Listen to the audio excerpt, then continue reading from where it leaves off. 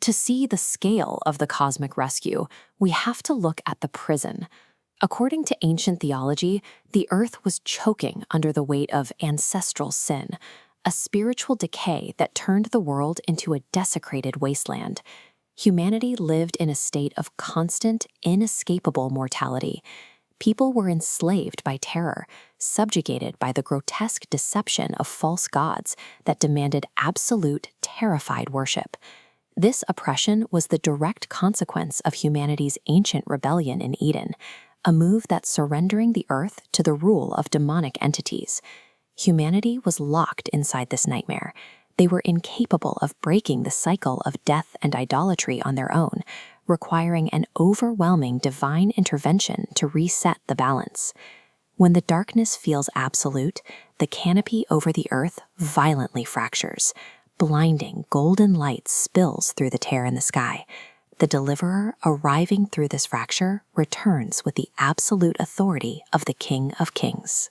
He manifests physically, riding a white warhorse with eyes of blazing fire. Flanking him is Michael the Archangel, drawing a sword forged from pure starlight. In a single instant, the balance of power collapses. The era of passive human suffering ends, replaced by an active, inescapable divine judgment against the false gods. The cosmic war begins, as Michael's heavenly host crashes headlong into the nightmare ranks of the demonic army.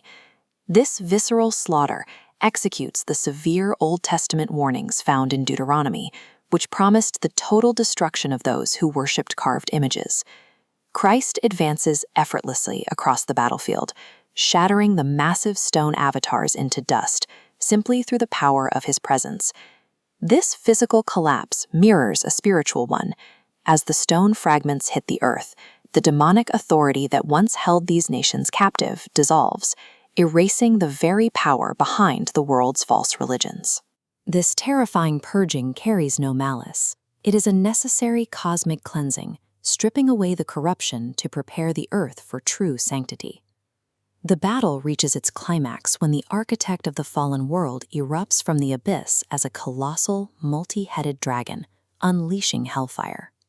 Christ and Michael confront death and sin themselves, facing the source of the world's corruption. The beast is met with an unyielding force, crushed into the earth as its hellfire is instantly snuffed out by an overwhelming wave of light. This victory fulfills the promise laid out in Hebrews chapter 2. Christ conquers the devil, permanently freeing mankind from the fear of death. With the source of corruption destroyed, the cosmic war is won. The earth is transformed into a blank slate, finally ready for eternal redemption. In the immediate aftermath, the smoke of the cosmic war dissipates. The sounds of battle fade into an ethereal silence, and the sky opens gently. The ultimate promise of the new covenant is realized as the New Jerusalem descends onto a lush, renewed earth. The scale and architectural perfection of the city are impossible to measure. It boasts walls of pure jasper, massive gates of pearl, and streets paved with translucent gold. This structure represents the ultimate tabernacle, the permanent, eternal presence of God dwelling directly among his people. Below it, the glorified, resurrected saints stand in absolute awe of this new reality, completely free of their past suffering. Looking at this diagram representing the old 7-day constraints of creation time, we see exactly what these survivors are leaving behind. They are the royal priesthood, and they are now crossing the threshold into the realm of the 8th day. The 8th day represents the end of linear time. The cyclical loop of history snaps open, giving way to infinite, eternal rest. An endless procession of the redeemed, gathered from every nation, walks peacefully through crystal rivers and the massive pearl gates. The ancient evils are dead. The cosmic war of covenants has been decisively won, and the radiant city of God will stand eternally.